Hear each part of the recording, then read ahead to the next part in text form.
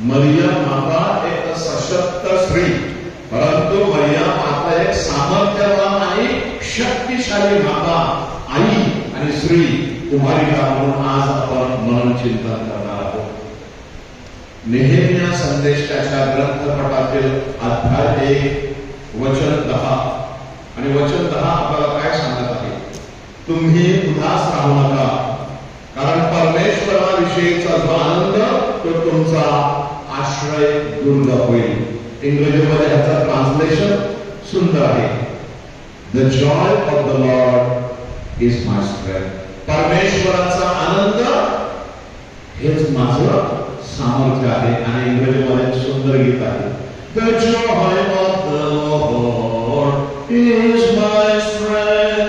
The joy of the Lord is my strength. The joy of the Lord is my strength. The joy of the Lord is my strength. वेगळ्या प्रकारचं ऐकायचं असेल तर लूकच्या शुभवर्तमानातील मरियेचं स्तोत्र हे. मरिया काय सांगत आहे? माझा जीव प्रभूला थोर मानत आहे, माझा आत्मा उल्हासलेला आहे, मी आनंदाने उड्या मारत आहे. किती आनंद प्रभू येशूने दिला आम्हा. अति भर पडतो, अति धुंद करीतो, वर्णन करू शकत नाही. कारण काय? सर्व समर्थ परमेश्वराने माझ्या काही महत्कृत्य केलेले आहेत व सामर्थ्यशाली परमेश्वर त्याच्या सामर्थ्याचा आत्मा, त्या सामर्थ्याच्या आत्म्याने तिला सामर्थ्यशाली आणि सामर्थ्यवान आणि शक्तिशाली बनवलेला आहे. मरियम मातेवर मनन चिंतन करण्यावर आजच्या दिवसाची वाचना. आजच्या दिवसाच्या वाचनात संत पाव काय सांगतात? मी दुर्बल, मी भयकंपित, मी अशक्त, परंतु माझ्यासमोर काहीच जे सामर्थ्य आहे त्या पुरुषाच्या सामर्थ्याने, त्या पुरुषाच्या शक्तीने. आणि पुढे काय सांगितलं आहे? शब्दाची नव्हे तर आत्मा आणि सामर्थ्य याचा निदर्शन, ह्याच्याद्वारे तुमचा विश्वास वाढायला पाहिजे. देवाची वचनं सामर्थ्यशाली, प्रभूचा आत्मा सामर्थ्यशाली आणि संत पौलाला सामर्थ्यशाली बनवलं. शुभवर्तमानाकडे येऊया. संदेशकार एलिया त्याच्यासारखा सामर्थ्यशाली संदेशकार होता. 3.5 वर्ष आकाश बंद होतं. त्याने प्रार्थना केली, आकाशातून पाऊस पडला, पाऊसच नाही. तर कार्मेल नावाच्या डोंगरावरती राजाचा पहिला पुस्तक अध्याय 18 आणि 19 वाचा. अग्नीचा पाऊस पडलेला आहे आणि तेवढा सामर्थ्यशाली होता. स्वर्गात अग्निरथ आला आणि त्याला सदैव स्वर्गात घेतलं गेलं. त्याचा शिष्य अलिशा त्याने सांगितलं, तुला जो पवित्र आत्मा मिळालेला आहे ना, त्याचा दुप्पट पवित्र आत्मा मला दे, म्हणजे मी सुद्धा सामर्थ्यशाली होईल. अलिशाच्या वेळेला विधवा स्त्री, तिचं मडकं आणि दुधलं ह्याच्यातलं तेल आणि पीठ कधी संपलं नाही. एलिया भविष्यवाणी. आणि अलिशा नामात सूर्याचा नामात कुष्ठरोगी होता, तो बरा झाला. सामर्थ्यशाली देव त्याचा सामर्थ्याचा आत्मा पाठवून आपल्याला सामर्थ्यशाली बनवत आहे. आणि मग येशू ख्रिस्ताविषयी सांगितलेलं आहे.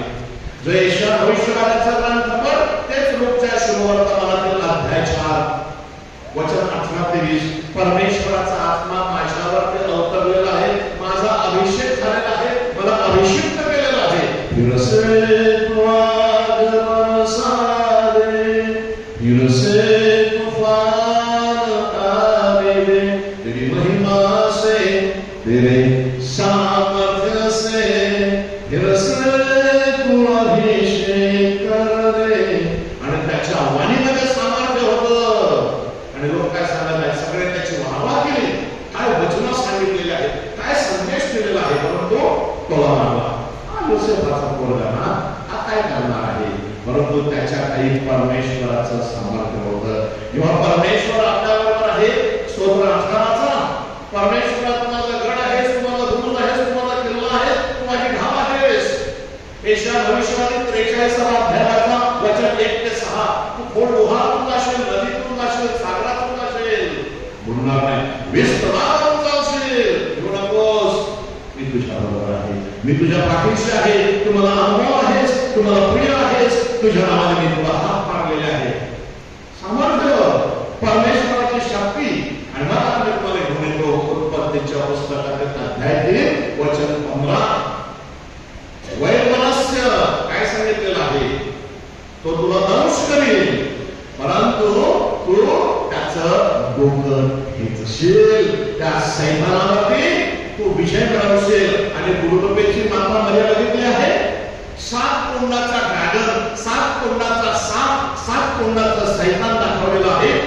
त्याच्या डोक्यावरती मरियमाता उभारलेली आहे, उभी राखलेली आहे सैतानाचा पाडाव करण्यासाठी. आणि तेच प्रकटीकरणाच्या पुस्तकात पण दिलेलं आहे. ते जे पुण्य स्त्री आणि तो साप सैतान त्या बाळाला गिळण्यासाठी आहे, परंतु तिने त्याचा पाडाव केलेला आहे. पुढे सामर्थ्यशाली स्त्री, या सामर्थ्यशाली स्त्रीविषयी उत्तर इटलीमध्ये सुमारे 200 वर्षापूर्वी डॉन बॉस्कोने काय सांगितलेलं आहे. आपण मरियेची विनंती मला म्हणतो नाही का, त्या मरियेच्या विनंती मालेमध्ये मरिया आजच्या विषय सांगितलेला आहे. सामर्थ्यशाली कुमारिका, वर्जिन मोस्ट पॉवरफुल, शक्तिमान कुमारी. शक्तिमान कुमारी म्हणून उपाधी दिलेली आहे. सामर्थ्यशाली शक्तिमान कुमारिका. आणखी एक महत्वाची उपाधी डॉन बॉस्कोने दिलेली आहे, मेरी हेल्प ऑफ क्रिश्चियन्स. 24 मेला आपण तिचा सण साजरा करतो, ख्रिस्ती जनांच्या सहाय्या. आणि संत डॉन बॉस्कोने काय प्रार्थना लिहिली बघा, मेरी सर्वात शक्तिशाली सहाय्यक आहे, कुमारिका आहे, चर्चचा पराक्रमी आणि गौरवशाली संरक्षक आहे. युद्धाच्या रणांगणामध्ये ती एक सैन्य म्हणून विस्मय करत आहे. संसारातील पाखंडी नष्ट करणारी ती आहे. दुःखाच्या वेळी संघर्ष करणारी आहे. शत्रूच्या तावडीतून सुटणारी माता आहे. मृत्यूच्या वेळेला आमच्या आत्म्याला स्वर्गात प्रवेश देणारी ती माता आहे. सामर्थ्यशाली संत बर्नबास म्हणतात. संत बर्नार्ड काय म्हणतात बघा, तुझ्या लेकरांच्या संरक्षणासाठी अजिंक्य योद्धा आहेस हे म्हणण्यामध्ये एक अजिंक्य योद्धा आहेस ती. 16 जुलैला आपण कार्मेल माऊलीचा सण साजरा करतो. आणि हा कार्मेल नावाच्या पर्वतावरती एलिया भविष्यवाणी सांगितलं आहे, ही डिफेंडेड द फेथ, त्याची सत्व परीक्षा होती. ह्याच कार्मेल नावाच्या पर्वतावरती संत सायमन स्टॉक कार्मेलाइट पटवाशी, त्याला माऊलीने बेंतीन दिलं. आपण म्हणतो ना, बेंतीनीचे राहीला. हे बेंतीन तपकिरी रंगाचा आहे आणि तो योद्धाचा सैन्याचा पेहराव आहे. त्यामुळे आपण प्रथम कम्युनियन स्वीकारताना आपल्या घरात रोजरी आणि बेंतीन जळलं जाते. त्या दिवसापासून आपण मरियेचे सैन्य स्कॅब्लर, मेरीचा मरिया मातेचा तो गणवेश आहे, त्या सैन्यामध्ये सहभागी होण्यासाठी आपले आध्यात्मिक योद्धा म्हणून आपण ते तो पेहराव करून, त्यामध्ये तो गणवेश पेहराव करून आपण त्या सैन्यामध्ये सहभागी होतो. आपला आवडता संत नॉलेजचा काय म्हणतात बघा, त्याने एक सुंदर असं पुस्तक लिहिलेलं आहे, mirror of the blessed Virgin Mary, Maria मातेचा आरसा. आणि ते म्हणत आहे, मरिया मातेबरोबर असलेला प्रभू परमेश्वर देव हा महान आहे, हा सामर्थ्यशाली आहे, म्हणून तो सामर्थ्यशाली आणि शक्तिशाली आहे. तिचं ते मॅग्निफिकॅट असं म्हटलेलं आहे, तिचं Magnificat is a song of revelation and song of revolution. हे प्रकटीकरणाचं गीत आहे, देवाचं रहस्य प्रकट करत आहे आणि ते क्रांतीचं गीत आहे. आपल्याची गाव उडाली, गर्विष्ठांची भव्य आसने पायी धावती कोकरती, नवप्रकरणाला उंचावणारा परमेश्वर त्याने माझ्यासाठी महत्कृत्य केलेले आहे. कारण माझ्याद्वारे या संसारामध्ये महत्कृत्य करण्यासाठी, शैतानाचा पाडाव करण्यासाठी.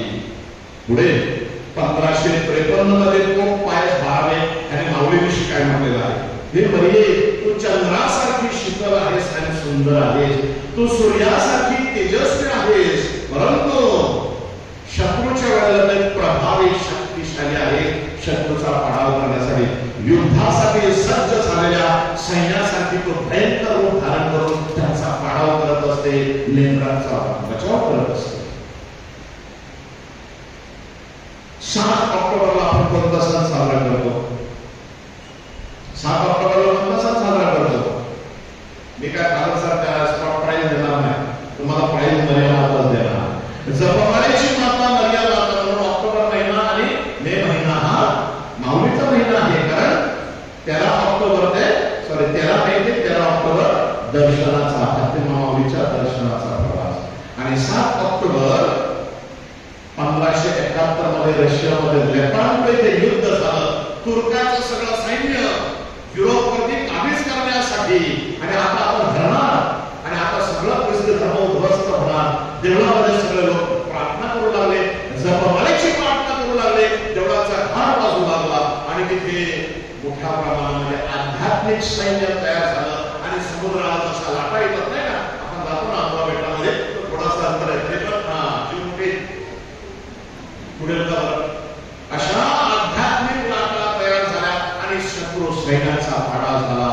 तेव्हाच्या वेळेला तो हा सण मेरी मदर ऑफ विक्ट्री मरियेच्या काय म्हणतात ते पराक्रमाचा सण साजरा केला होता. ही माता पराक्रमाची माता आहे, शक्तिशाली माता आहे म्हणून. परंतु ती शक्तिशाली माता जपमाळेच्या प्रार्थनेद्वारे म्हणून मी सांगत आहे तुम्हाला मिसाच्या अगोदर शक्तिशाली व्हायचं असेल, मरियेचं सैन्य बनायचं असेल आणि मरियेद्वारे येशूची ओळख करून घ्यायची असेल तर मिसाच्या अगोदर जपमाळेची प्रार्थना.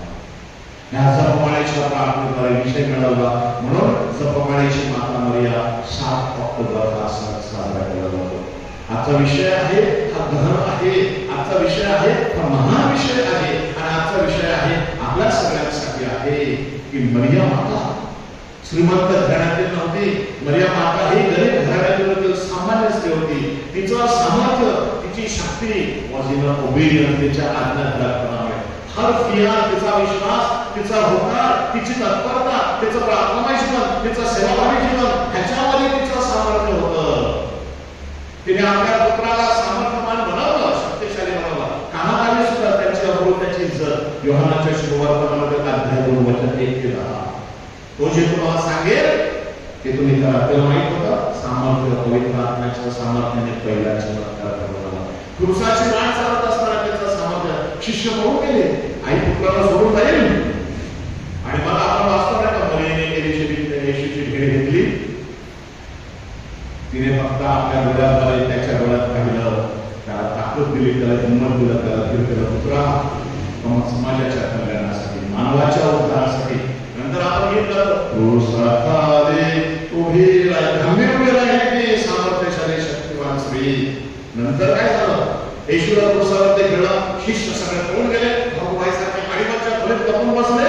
पेंटेकॉस्ट 50 दिवस पवित्र आत्म्याचं आगमन होण्यापर्यंत ती शिष्याबरोबर राहिली, त्यांना धैर्य देण्यासाठी. म्हणून तिला प्रेषितांची राणी म्हणलेलं आहे. मरिया माता प्रेषितांची राणी आहे. त्यांना धीर देण्यासाठी, त्यांना धैर्य देण्यासाठी, त्यांना बलवान करण्यासाठी पवित्र आत्म्याचा अभिषेक झाला आणि सगळे सामर्थ्यशाली झाले. ज्याप्रमाणे ती अनागारी होती आपल्या संसारात, आपल्या जीवनात असावे. ज्याप्रमाणे तलवारीची वाटचाल चालताना येशूच्या जीवनात होती, आपल्या जीवनामध्ये दुःखाचा, आजाराचा डोंगर तोच येत आहे. आपली सुद्धा ती वाट आहे तलवारीच्या चालण्यासाठी आपल्याबरोबर आहे. ज्याप्रमाणे शिष्याबरोबर होती त्याप्रमाणे ती आपल्याबरोबर आहे. ती सशक्त, ती सामर्थ्यवान, ती शक्तिशाली माता आहे, आई आहे.